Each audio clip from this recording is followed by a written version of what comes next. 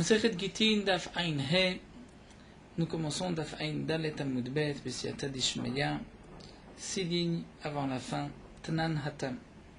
La première des grandes lignes. La Gemara nous rapporte une Mishnah.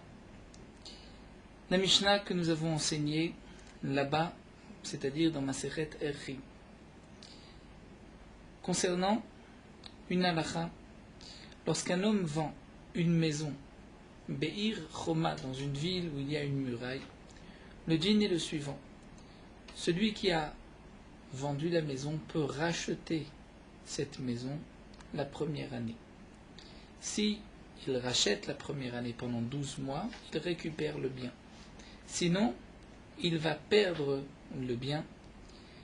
Il ne pourra plus le racheter après la première année. C'est le dîn d'une maison Arechoma, dans une ville entourée de murailles. Et donc la Mishnah nous dit là-bas, Barishona, au début, Ayan Itman, Yom Shne Masach Chodesh. On comprend bien que l'acheteur se cachait le 12e, à la fin du 12e mois, le jour où se terminaient les 12 mois, afin que la maison reste à lui.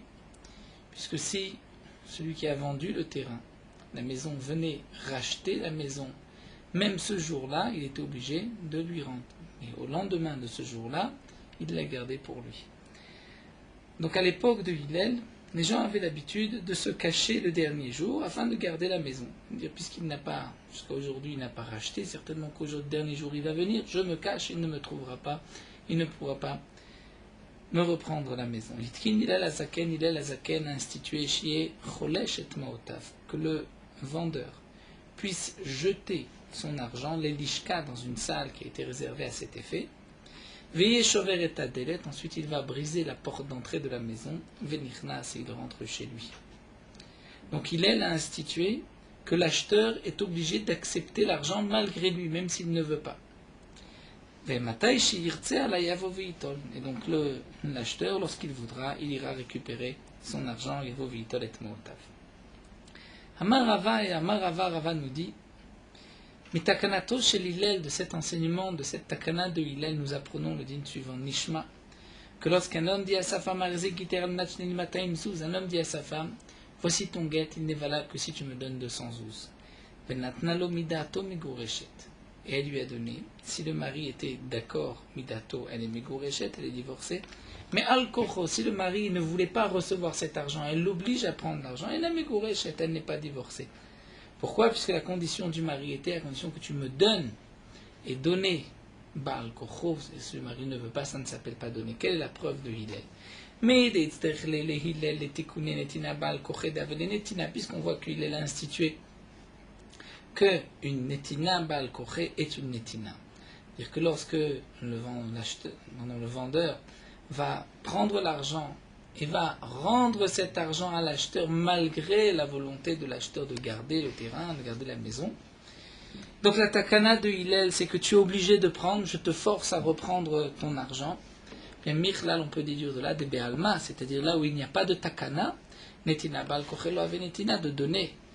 Si la personne ne veut pas, ça ne s'appelle pas une netina. Et donc, pour un guet où c'est un issour et il n'y a pas de takana de Hillel, si le mari a dit à sa femme, à condition que tu me donnes 200 zouz, si le mari ne veut pas recevoir cet argent, elle ne peut pas lui donner malgré lui. Matkif, la Rav Papa, mais Rav Papa pose la question, on n'est pas d'accord, il était Marav Shim Barashi, d'après certains Rav Shim Barashi, peut-être qu'en vérité, on ne peut pas apporter une preuve de Hillel dans le sens que de Rava. Mais on pourrait dire, quand est-ce que Hillel a eu besoin d'instituer ainsi? C'est lorsque l'acheteur se cachait. Donc il n'était pas présent, il n'était pas devant lui. Là, effectivement, lorsqu'il n'est pas devant lui, on a besoin de la takana de Hillel pour dire que, malgré lui, même s'il n'est pas là, c'est une netina. Aval befanav, mais si la personne était présente. Ben midato ben baal kocho venetina. Et que même l'acheteur dit, mais je ne veux pas recevoir cet argent. Eh bien là, peut-être que Hillel n'aurait pas eu besoin d'instituer quoi que ce soit, puisque là on dira que même Baal Kocho, c'est une netina. Tout ce que Hillel a institué, c'est parce que la personne n'était pas là. Donc lorsqu'elle n'est pas là, c'est vrai que chez l'Obefanav, théoriquement et ailleurs, ce n'est pas une netina s'il ne veut pas. Mais Hillel a été metaken dans les Ir, Bate Arechoma, que c'est une netina. Ailleurs, ce n'est pas une netina. Mais Befanav, lorsque la personne est devant, et que je force la personne à prendre cet argent, là, peut-être que d'après tout le monde, c'est une netina. Donc, la Gemara refute, d'après Rav Papa, la preuve de Rava. Vikadamrem, nous avons une autre version qui nous dit Amar Rava mitekanato shel nashni mataim sunat no ben datu al kocho avenetina. D'après une autre version, Rava a dit que de la takana de Hillel, on apprend que si un homme dit à sa femme, voici ton guet si tu me donnes 200 zouz, et qu'elle lui a donné, ben midato ben bal kocho avenetina, que le mari veuille recevoir cet argent ou pas, c'est une netina. Et ça, on va l'apprendre d'où? De Hillel. Pourquoi? Puisque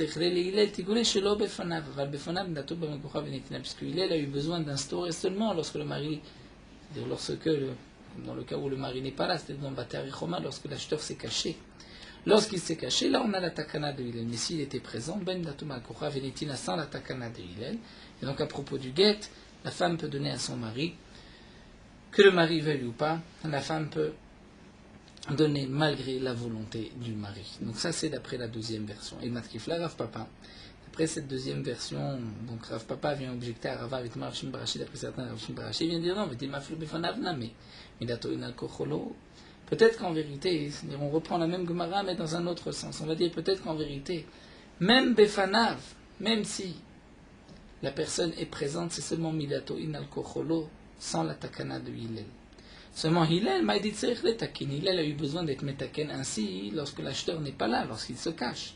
Donc Hillel a dit lorsqu'il se cache, on peut donner malgré lui. Mais c'est vrai que même Befanav, lorsqu'il est là, s'il n'y a pas de takana de Hillel, on ne peut pas recevoir de l'argent malgré nous. Et donc dans le cas du guet, si le mari ne veut pas recevoir cet argent, la femme ne peut pas lui jeter, noyer l'argent et ensuite partir et dire je lui ai donné donc je suis mégoréchet. Amar Rabba Rabba Chana Amar Rabbi Yochanan, Agmon nous rapporte que Rabba Chana a dit au nom de Rabbi Yochanan, Kol Makom, Shana Rabba Shimon Gamliel Mishnaten Malacha Kemoto. Chaque fois qu'on nous a rapporté l'enseignement de Rabba Shimon Gamliel dans la Mishnah, la Halacha est comme Rabba Shimon Gamliel, à l'exception de 3 cas, Chutzne, Arev, Tzidon, Veraya Charona, 3 cas. Un Arev qui est rapporté dans la fin de Baba Batra, Tzidon c'est notre cas ici, le Maaseh de Tzidon qui a été rapporté, et Raya Charona, c'est une Gemara dans Masechet Sanhedrin, lorsqu'on demande à un homme amène toutes les preuves que tu as, jusqu'à 30 jours, il ne les a pas apportées, donc il y a toute une chaîne là-bas, et lorsqu'ensuite il apporte la preuve, en tout cas, il y a 2 enseignements concernant la preuve, et on dit la dernière, Raya Charona, la dernière, où la Rabban Shimon Gamliel se prononce, la halakha n'est pas comme Rabban Shimon Gamliel. Donc entre autres dans Tzidon, dans notre Mishnah, la halakha n'est pas comme Rabban Shimon Gamliel, donc par rapport au dîme que nous avons vu de Tzidon, c'est-à-dire de cet homme-là qui avait dit à sa femme, à condition que tu me donnes mon habit, mon talit, et elle avait perdu cet habit, les Rabbis m'ont dit, il faut donc donner la valeur de cet habit. La Rabban dit, d'après Rabban Shimon Gamliel, c'est vrai qu'on peut donner la valeur, mais la halakha n'est pas comme Rabban Shimon Gamliel, donc ou bien on rend l'habit, ou bien elle n'est pas mégoréchet. Tano Rabbanan Lagma nous rapporte une braïta. Areze Giter, un homme qui dit à sa femme, voici ton guet, va neyar sheli, mais le papier reste à moi. Je te donne le guet, mais le papier reste à moi. Donc tu vas être divorcé, mais tu me rends ensuite le papier. Le neyar reste à moi. Ena mégoréchet, la femme n'est pas divorcée. Pourquoi? Puisqu'il ne lui a rien donné. La Torah dit Venatan beyada, il va lui donner un guet. Là, il garde le papier. Mais almenat shetachzir elietane ya megoreshet. Si c'est à condition, le mari dit à condition, voici ton guet, mais à condition que tu me rendes le papier, la megoreshet elle est divorcée. Quelle est la différence? Maïshena resha ou maïshena sefa.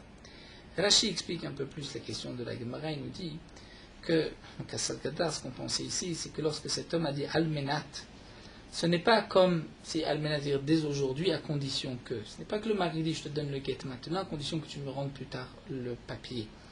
Mais c'est que lorsque la femme lui rendra le papier, c'est là qu'elle sera divorcée. Donc la question de la Gemara est que lorsque elle va rendre le papier, pourquoi va-t-elle être divorcée? À ce moment-là, elle n'a plus rien pour être divorcée. Donc Maïshena, quelle différence Recha Maïshena Sefa Amar Afrizda.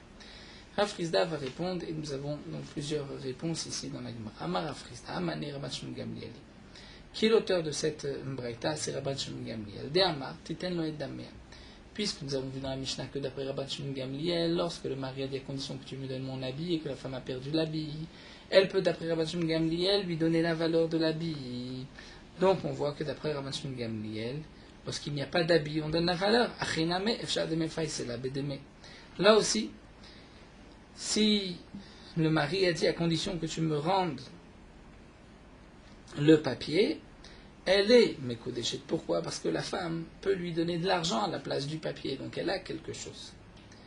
Mais Matkifla Abaye ne comprend pas, il est objectif. Quand est-ce que Rabban Shimon Gamliel a dit qu'on peut donner de l'argent? C'est lorsqu'il n'y a plus l'habit. L'habit a été perdu, il n'est pas là, donc on peut recevoir de l'argent. Mais lorsque lorsque l'habit est là, ou dans notre cas, lorsque le shtar, le papier est là, mi-amar, est-ce que dans ce cas-là, Rabban Shimon Gamliel a dit qu'il peut donner, ou elle peut donner la valeur? Elle ne peut pas donner la valeur, il faut donner l'habit. S'il est là, où il faut donner le papier. Donc on ne comprend pas la réponse de Rav Frisda sur le din de la Mishnah, comment se fait-il qu'elle est Megoreshet? Alors la Gemara va nous proposer une autre réponse. Et là, Amar Abaye. Abaye nous dit Hamane Rabbi Meir. Qui est l'auteur de cette braïta? C'est Rabbi Meir. D'Amar Bainan Tnaï Kaful. Nous savons que Rabbi Meir pense, dans Masechet Kiddushin, qu'une condition doit être doublée. C'est-à-dire, tout Tnaï, nous l'apprenons des Benegad ou Bnei Reuven. Les enfants de Benegad ou Bnei Reuven, lorsqu'ils ont, avant de traverser le Yarden pour entrer en Eretz Israël, ont trouvé que les terres, mais vers la Yarden, du côté est du Yarden, étaient les terres de pâturage, donc on préférait rester à cet endroit-là. Ils ont eu une condition avec Moshe Rabbeinu. Si les Bnei Gad et Bnei Reuven vont partir en guerre, donc de l'autre côté du Yarden, être à la tête des Bnei Israël pendant la conquête, et bien ensuite ils pourront récupérer ces terrains, avoir un héritage, mais vers la Yarden du côté est. Mais si ils ne vont pas rentrer en Eretz Israël, se battre avec leurs frères et conquérir la terre, là ils n'auront pas cette partie. Donc du Tnaï de Bnei Gad ou Bnei Reuven, qui est le seul Tnaï qu'on trouve dans la Torah, on apprend les halachot du Tnaï. Nous apprenons qu'il faut un Tnaï kafoul, puisque aussi dans le Passouk c'est marqué les deux tzadadim. Si vous allez sortir en guerre devant vos frères, là, à ce moment-là, vous en hériterez, dit la terre d'ici. Sinon, vous n'hériterez pas. Pourquoi la Torah dit sinon vous n'hériterez pas? C'est qu'il faut proposer, il faut préciser les deux. Il faut dire, c'est un guet à condition que tu me rendes le papier. Mais attention, si tu ne me rends pas le papier, ce n'est pas un guet. Si on ne précise pas les deux, dans un sens et dans un autre, le tnaï n'est pas un tnaï. Donc Abaye répond, qui est l'auteur de la Mishnah? Pourquoi, lorsque le mari a dit, voici ton guet à condition que tu me rendes le papier, pourquoi elle est mégoréchet? Parce que ce n'est pas un tnaï. Il n'a pas doublé le tnaï. Et donc, puisqu'il n'a pas doublé le tnaï, elle est mégoréchet, c'est comme s'il n'y en avait pas. Matkefla Rava, mais Rava objecte à Abaye, il lui demande. Ta'amad elo kafle le tnaï. Donc toute la raison ici pourquoi elle est mégoréchet, tu dis parce qu'il n'a pas doublé le tnaï. Il n'a pas dit, à condition que tu me rendes, c'est un guet. Et si tu ne me rends pas, c'est pas un guet.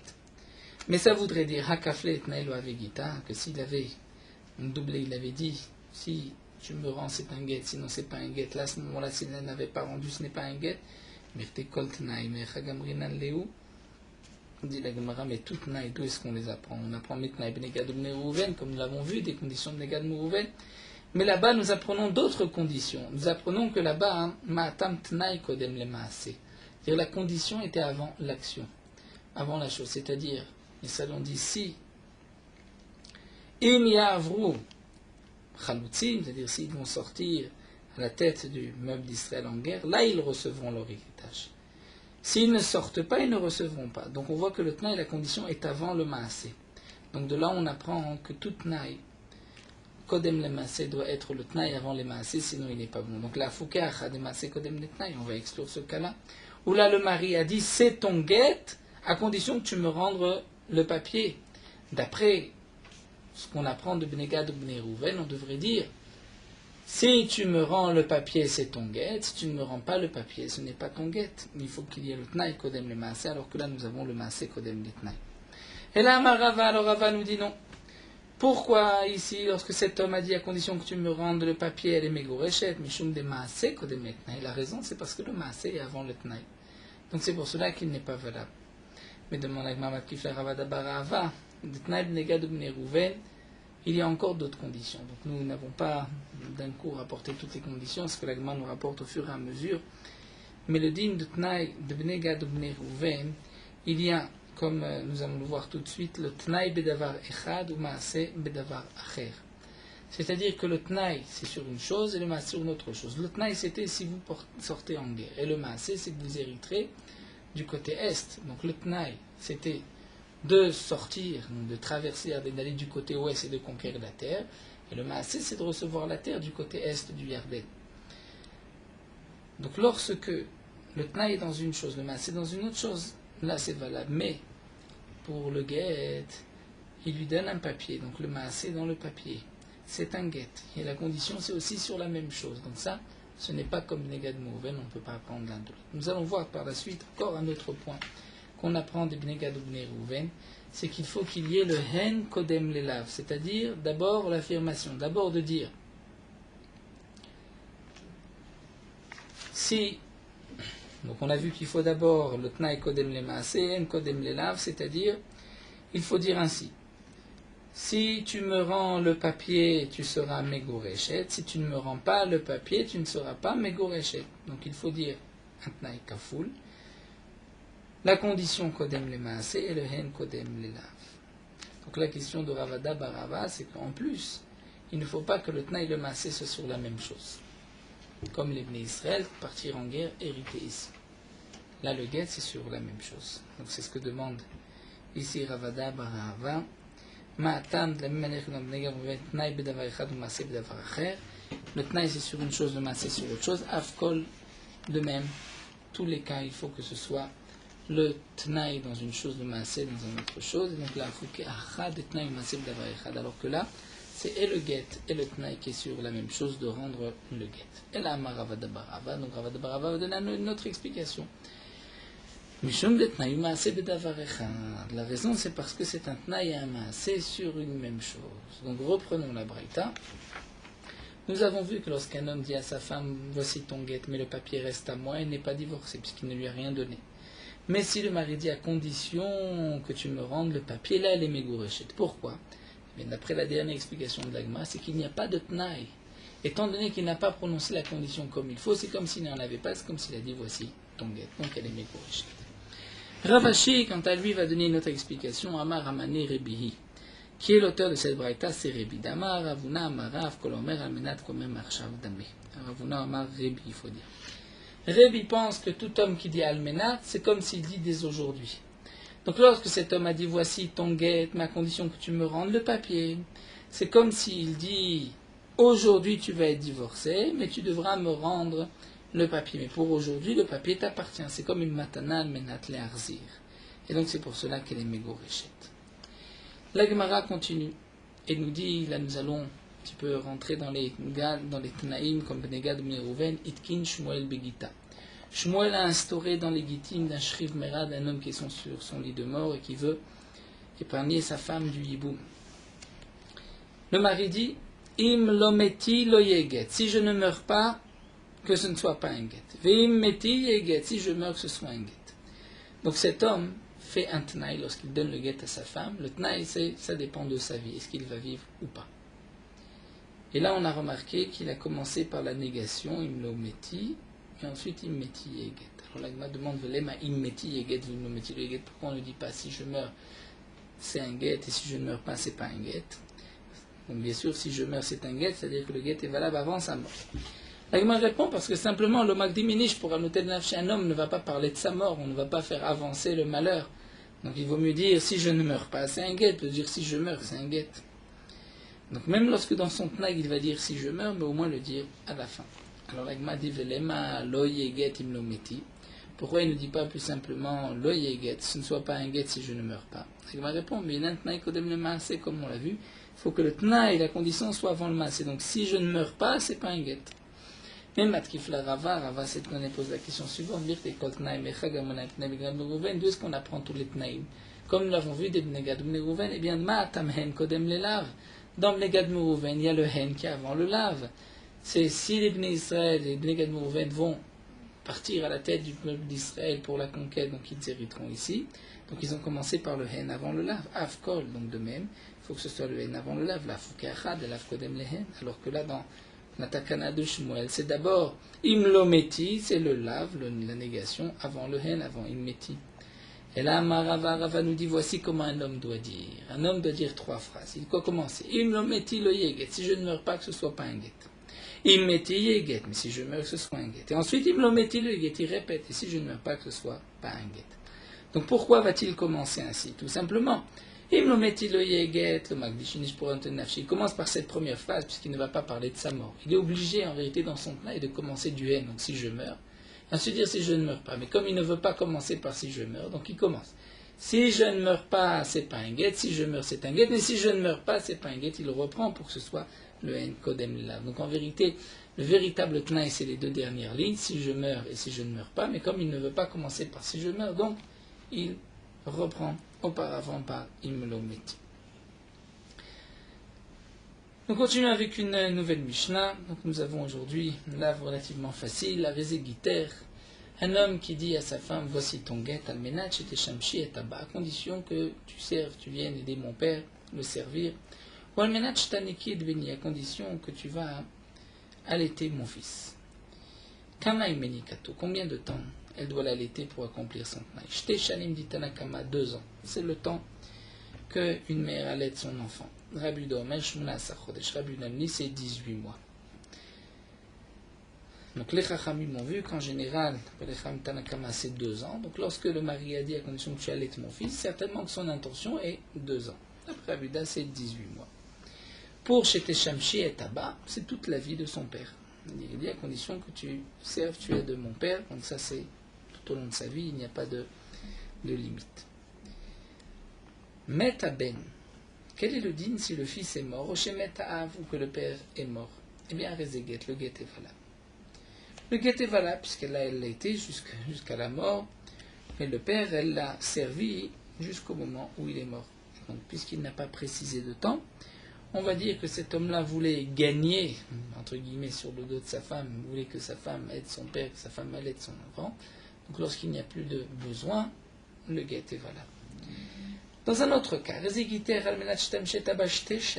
lorsque le mari a précisé c'est ton guet, si tu sers, tu t'occupes de mon père pendant 2 ans,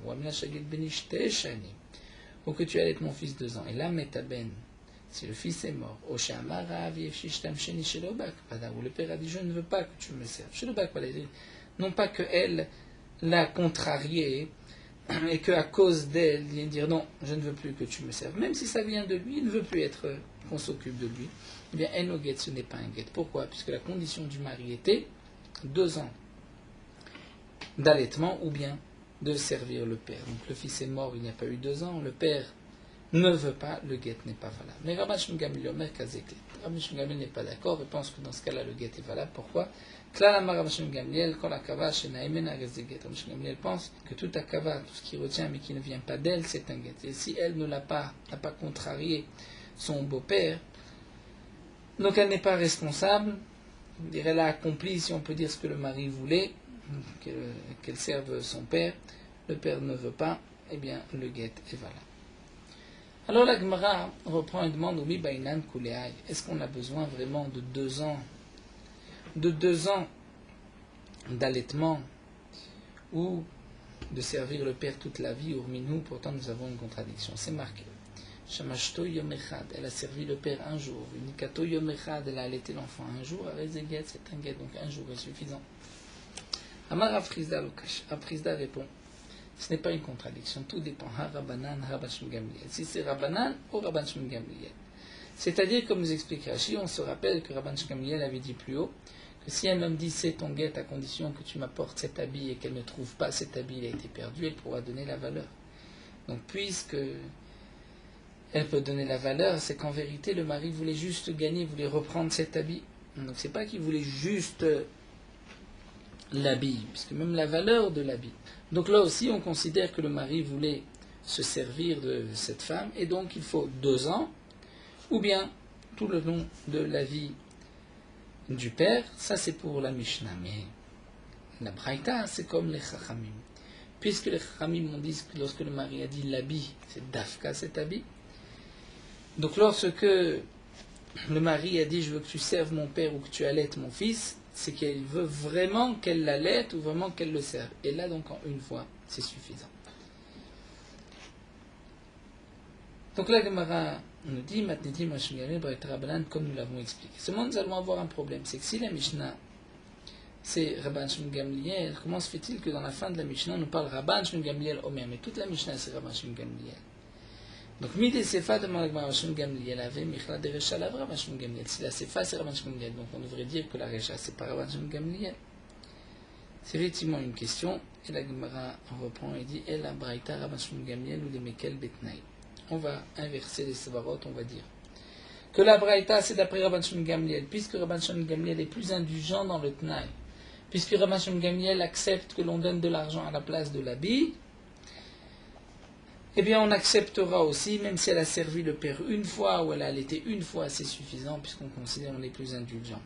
Mais Matnetim Rabbanan, la Mishnah sont les Khamim. Les Khamim disent non, si le mari a dit un habit, c'est un habit. Donc lorsque le Tnaï du mari était d'allaiter l'enfant, c'est 2 ans, tous les 2 ans, un jour n'est pas suffisant. Lorsque le mari a dit à condition que tu serves mon père, c'est aussi toute la vie du père et ce n'est pas seulement un jour. Donc tout dépend.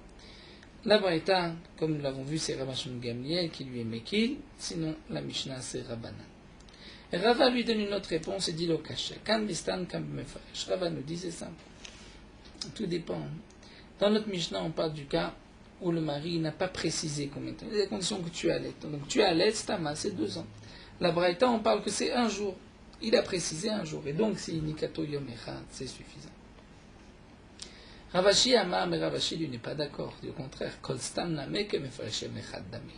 C'est-à-dire un homme qui ne précise pas, qui dit Stama, condition que tu allaites. Eh bien, allaites, c'est un jour. Donc tu ne peux pas dire que la Mishnah, c'est Stama et ça devient 2 ans. Rashi nous explique comment Ravashi va répondre à la Mishnah, ça nous allons voir par la suite. Ravashi n'est pas venu répondre à la contradiction. Ravashi est venu juste être cholek sur Rava. Donc une chose est sûre, c'est que Ravashi pense que la Braïta, c'est Bistam, lorsque le mari n'a rien dit, il n'a pas précisé combien de temps, à condition que tu allaites mon fils, à condition que tu serves mon père, là un jour est suffisant.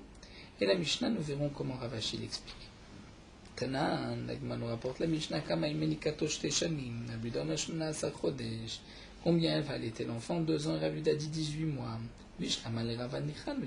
D'après Rava, qui lui a expliqué que kan bistam kan bemefaresh, c'est-à-dire que la Braïta, on parle où il a précisé, donc c'était, comme on l'avait vu, un jour, et la Mishnah c'est Stama, donc Stama c'est 2 ans, 18 mois, d'après Rabbi Yehuda, donc ça se comprend. Elle a les Ravashi, mais d'après Ravashi, qui lui fait une différence entre Stama et Mefaresh, de l'autre côté, puisqu'il dit que Kol Stam Name Mefaresh, donc tout Stam c'est Mefaresh Yom Echad. Alors la Malish Teshanim, la Malish Musa Chodesh, Yom Echad Sagé. Donc d'après Ravashi, on va avoir un problème. Si la Mishnah il n'a pas précisé combien, donc ça devrait être un jour et pas plus. Puisque d'après Ravashi, même lorsqu'on ne dit rien, c'est comme si on dit un jour. Donc pourquoi? Puisque dans la Mishnah, on ne parle pas qu'il a précisé combien. Alors la Gemara nous dit Achikama. Voici ce que dans la Mishnah, on veut dire. Yom Echad Mishte Shanim. Lorsque la Mishnah a dit 2 ans, il ne faut pas comprendre 2 ans. Il faut comprendre Yom Echad Mishte Shanim. Un jour dans les 2 premières années. La Fouké Lachar Shte Shanim Delo. On vient exclure après 2 ans. Et si pendant 2 ans, elle n'a pas allaité et qu'après 2 ans, elle vient allaiter, là, elle n'a pas accompli le Tnaï. Ou bien encore, le mari a dit Yom Echad, Mishmone Asa Chodesh, après Rabbi Yehuda, tu vas l'allaiter. Donc l'allaiter, c'est dans les 18 mois, mais c'est un jour dans ces 18 mois. La Fougue Lachna Chodesh Delo, ou là, lorsqu'on a dépassé la date, ce n'est pas valable. Donc d'après Ravashi, nous avons vu qu'on doit dire que même Stama, c'est comme s'il avait dit un jour. Donc ce qui est marqué dans la Mishnah, 2 ans, c'est pas 2 ans, c'est un jour dans les 2 ans. La Gemara continue, métivé. C'est marqué, voici ton guet à condition que tu serves mon père 2 ans. Almenat, sheteneki benishte shanim, ou que tu allaites mon fils 2 ans. Donc là, il précise 2 ans, 2 ans. Metaben, ou shamara, vishtamshin, bakpada et noget. Si le fils est mort. Ou si le père a dit, je ne veux pas que tu me serves, mais ce n'est pas elle qui l'a contrarié, et noget, le get n'est pas valable. Donc, bishlama le Rava, encore d'après Rava, on comprend. Recha bedlo piresh, c'est fa des parish. C'est-à-dire que d'après Rava qui dit que la Recha, c'est vraiment 2 ans, bien que c'est Stama, donc on va dire que la Recha, où c'est marqué Metaben Betosh Merezeget, c'est que le mari n'a pas précisé 2 ans. Donc elle l'a allaité le temps qu'elle pouvait. La Sefa, on parle des parish. On est obligé de dire qu'il a précisé, donc puisqu'il a précisé, et il n'avait pas besoin de préciser, donc puisqu'il a précisé, donc on tiendra compte de ce qu'il a dit, ça c'est d'après Rava. Elle, elle est Ravashi, Maïshena Recha ou Maïshena Sefa. Mais demande Agma d'après Ravashi, qui a dit que la Recha, on parle Yom Echad. Et que le Yom Echad, c'est dans les 12 ans, dans les 2 ans. Donc ce qui est marqué, nous dit Rashi, Metaben ou Av, c'est lorsqu'il est mort et qu'elle n'a pas pu du tout l'allaiter, puisque sinon c'est un seul jour. Donc si elle n'a pas du tout pu l'allaiter, donc comment se fait-il que c'est un guet? Il n'y a eu aucun tnaï. Et donc là, l'Agma dit, effectivement, d'après Ravashi, nous avons une question, donc Kashia, ça reste suspendu, nous avons une question sur Ravashi. Donc là, nous avons vu dans la Mishnah que lorsqu'un homme dit, voici ton guet à condition que tu serves mon père ou que tu allaites mon fils. Et nous avons vu une contradiction, que bien que dans la Mishnah c'est marqué pour l'allaitement 2 ans et d'après Rabbi à 18 mois et que dans la Braïta c'est marqué un seul jour, donc nous avons plusieurs réponses. Ou bien comme dira Frisda, tout dépend si c'est Rabbanan ou Rabban Shimon Gamliel, que la Mishnah c'est Rabban Shimon Gamliel, et comme nous l'avons vu, puisque Rabban Shimon Gamliel dit qu'elle donnera l'argent dans le cas de l'habit, donc le mari recherche de recevoir ce qu'il peut, à Arvacha, qu'on va appeler le maximum, donc là aussi 2 ans au maximum, et la Braïta c'est Rabbanan. Rava lui donne une autre explication, tout dépend si c'est Stam ou Mefaresh. Et d'après Rava, nous avons vu que la Mishnah, où c'est marqué 2 ans, c'est qu'il a dit Stam à 100 préciser, donc c'est 2 ans. La Braïta, c'est lorsqu'il dit 1 jour. Et Ravashi dit non, que même lorsqu'il ne dit rien, c'est comme 1 jour. Donc la Braïta, on parle qu'il n'a rien dit, donc rien dit, c'est 1 jour, c'est marqué dans la Braïta. Et la Mishnah, donc Ravashi, il va l'expliquer que la Mishnah, où c'est marqué 2 ans, cela signifie 1 jour dans les 2 ans, mais ça ne signifie pas 2 ans continus. Donc voilà, nous allons nous arrêter ici à Tanoura Banan. On prendra Bezrat Hashem avec la suite des Tnaïm pour bientôt terminer déjà le 7e période. Nous poursuivons Merot Alakha Dafainhe, toujours concernant la tfila de Tashlumim. Voici l'ordre des Tashlumim. La première tfila doit être pour la tfila que l'on doit prier maintenant. La deuxième va être la tfila qu'on a manqué et qu'on vient rattraper. Celui qui a inversé cet ordre, c'est-à-dire au moment où il priait le premier Amida, le premier Shmoneh Esrei, il pensait que c'était Tashlumim pour la tfila qu'il avait oubliée, et que la deuxième est pour la tfila de maintenant. Là, il ne s'est pas acquitté de son obligation, il doit prier encore une fois. Pourquoi? Parce que les Khamim ont institué cette tfila de Tashlumim, de réparation, que dans le cas où il était occupé à une tfila, où là il avait l'obligation de prier, et non pas avant la tfila qu'il est obligé de prier. Donc si un homme a oublié Shacharit, il vient prier Mincha, au moment où il prie Mincha pour s'acquitter de son obligation de Mincha, là il doit ensuite prier Shacharit, mais il ne peut pas avant Mincha prier Shacharit. Et donc dans ce cas-là, s'il a prié en pensant que la première Amida était Shacharit, ensuite Mincha, il devra prier une troisième Amida qui sera cette fois-ci pour Shacharit. Malgré tout, les poskim nous disent qu'étant donné que Bedi Avad, certains pensent que lorsqu'on a inversé l'ordre, on est Yotse, donc là il vaut mieux lorsqu'on reprend une troisième Amida de dire si je suis Chayav, je prie pour la Amida qui me manque, sinon c'est une Nedava, un cadeau. Un homme qui a terminé sa tfila simplement, il n'a pas pensé laquelle était Tashlumim, quelle était la tfila du moment, il est Yotse, il est Chova, on considère que la première était celle du moment et la deuxième Tashlumim.